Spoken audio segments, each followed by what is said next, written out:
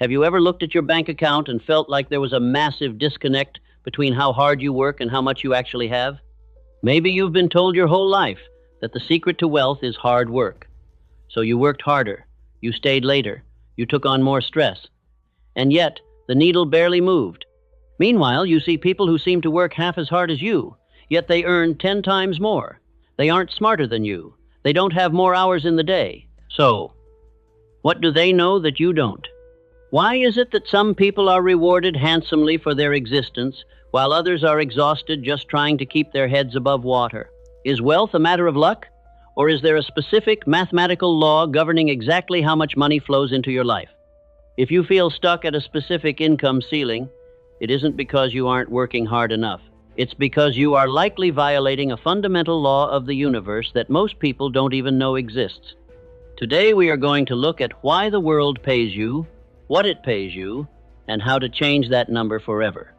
The biggest trap most of us fall into is the effort fallacy.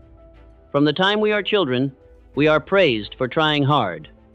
In school, you get a gold star for effort.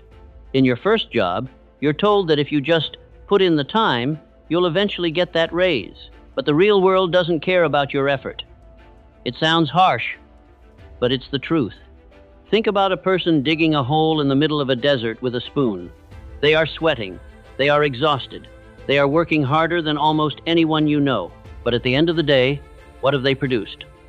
A hole that nobody needs, in a place where nobody lives.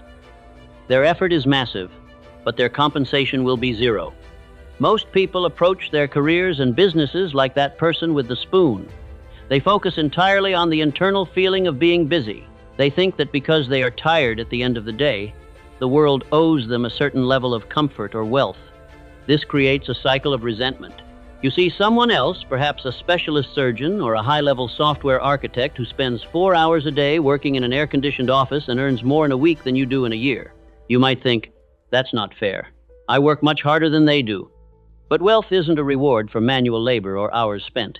If it were, the hardest workers in the world, the laborers, the cleaners, the delivery drivers, would be the wealthiest people on the planet.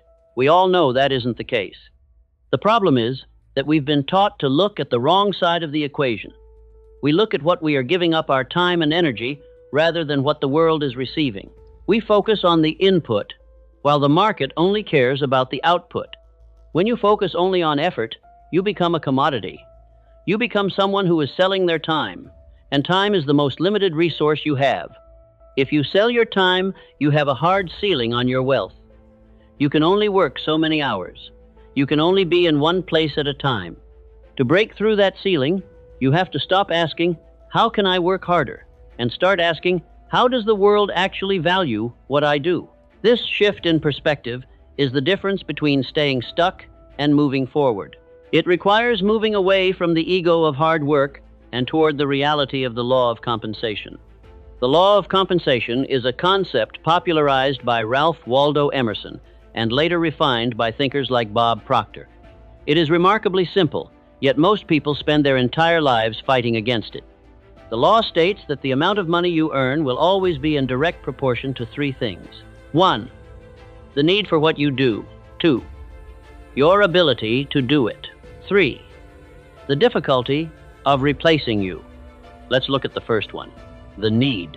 The market doesn't pay for what you want to do, it pays for what it needs done. If you are providing a service that millions of people desperately need, the potential for wealth is massive. If you are providing something that only 3 people need, your potential is capped. However, most people don't have a need problem.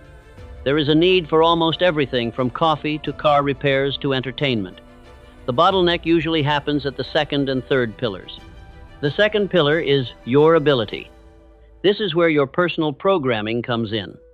Most people stop learning the moment they finish school. They reach a good enough level in their job, and then they coast.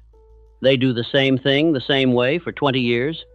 But if your ability is average, your compensation will be average. The law of compensation demands that if you want an above-average life, you must develop an above-average ability. This isn't about being born with it. It's about the mental discipline to refine your craft. It's about the thoughts you have when you're at work. Do you think, how can I get through this day? Or do you think, How can I become the absolute best at this specific task? The third pillar is the most important, the difficulty of replacing you. This is the irreplaceability factor. If you do something that anyone can be trained to do in 2 weeks, the market will never pay you a high wage. Why? Because the supply of people who can do your job is too high. Wealth flows to the uncommon.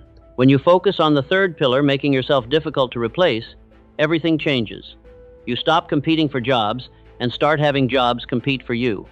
But how do you become irreplaceable? It starts in your mind. You have to move from a competitive mindset to a creative mindset. A competitive mindset says, I need to beat the person next to me. A creative mindset says, I am going to provide so much value and do it in such a unique way that there is no one else like me. Think about the way you approach your daily tasks. Do you do exactly what is asked of you, or do you do more? The law of compensation says that if you do more than you are paid for, you will eventually be paid for more than you do. This is a mental shift. Most people say, when they pay me more, then I'll work harder. That is a violation of the law. You cannot have heat before you put wood in the fireplace. You must first become the person who is worth more. Your internal identity, how you see yourself and your skills, dictates your external reality. If you see yourself as an employee who just fulfills a role, you are easily replaceable. If you see yourself as a value provider who is constantly expanding their ability, the market will eventually have no choice but to compensate you at a higher level. To really see how this works, let's look at two different people in the same industry. Let's take the world of professional cooking. Person A is a line cook at a fast food chain. There is a high need for what they do. People need to eat quickly and cheaply. However, their ability is capped by the system. They follow a specific manual. They flip a burger at a specific time. Because the system is so rigid, the difficulty of replacing them is very low. You could hire a teenager today, and by next Tuesday, they would be just as proficient as person A. Because they are easily replaceable, their compensation stays at the minimum level. Person B is a private chef for high-performing athletes. The need is the same people need to eat. But person B has spent years studying nutrition, flavor profiles, and the specific dietary needs of peak performers. Their ability is elite. More importantly, they have built a relationship of trust with their clients. They know exactly how their client likes their meals at 6 a.m. before a workout. They have become difficult to replace. If the athlete fired them, they couldn't just find a replacement by Tuesday. They would have to search for months to find someone with that specific blend of skill and trust.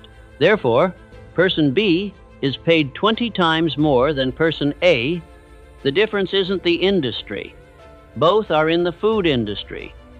The difference is the third pillar of the law of compensation. Let's apply this to a corporate environment. Imagine two office workers, Sarah and John. Both are in marketing. Both arrive at 9 a.m. and leave at 5 p.m. Sarah does exactly what her boss tells her. She is reliable, but whenever a new problem arises, she waits for instructions. She sees her job as a set of tasks. She is replaceable because there are thousands of people with her degree who can follow instructions. John, on the other hand, spends his commute listening to podcasts about new AI tools in marketing. When he's at work, he's not just doing tasks, he's looking for ways to make the whole department more efficient. He notices a bottleneck in the sales funnel and suggests a fix that saves the company $50,000. John has increased his ability. He has made himself difficult to replace because he isn't just a task doer, he is a problem solver. When the company needs to downsize, who gets let go? Sarah. Who gets the promotion and the equity? John. Many people look at John and say, he's just lucky, or he's a suck-up. But in reality, John is simply following the law of compensation. He is focusing on the only part of the equation he can control, his ability and his irreplaceability. This applies even to learning new skills. If you decide to learn how to code, that's great, there is a need. But if you only learn the basics that everyone else knows, you are still replaceable. If you combine coding with an understanding of psychology, or coding with deep knowledge of the healthcare industry, you suddenly move into a category of one. The most successful people in the world are often interdisciplinary. They don't just have one skill. They have a stack of skills that makes them a unique solution to a specific problem.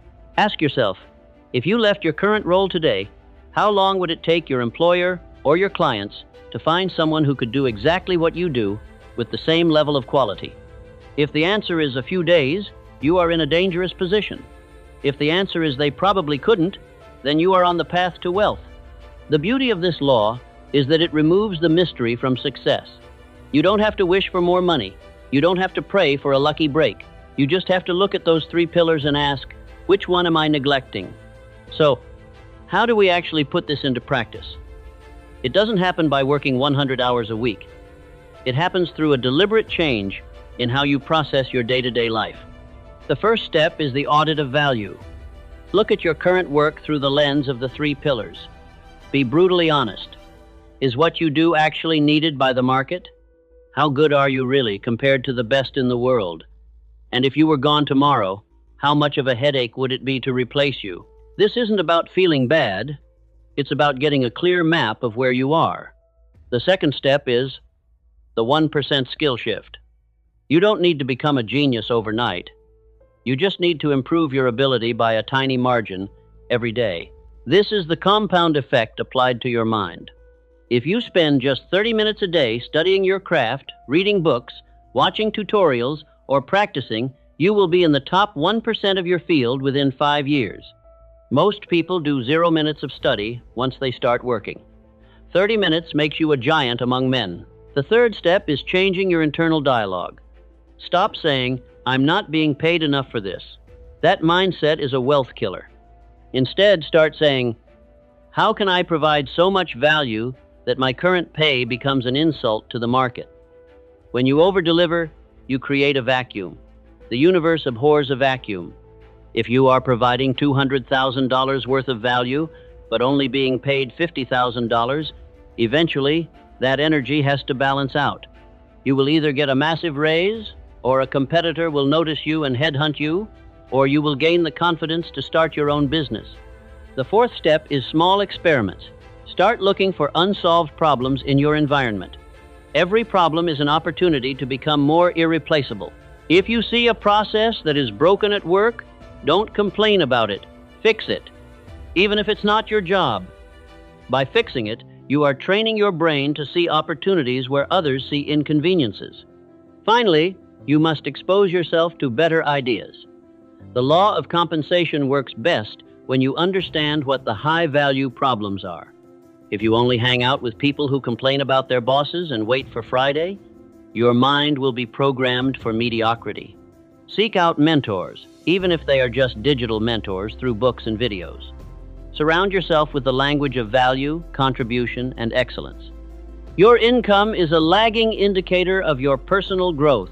If you want the number in your bank account to change, you must first change the person who is managing that account. We live in a world that loves to talk about fairness. We want things to be equal. But the market isn't a person. It's a mirror. It doesn't care about your intentions, your pedigree, or how tired you are. It simply reflects back to you the value you have placed into it. The law of compensation is actually the most liberating truth you can learn. Why? Because it puts the power entirely in your hands. If your wealth was based on luck, you'd be a victim. If it was based on the economy, you'd be a prisoner. But because it is based on your ability and your irreplaceability, you are the architect.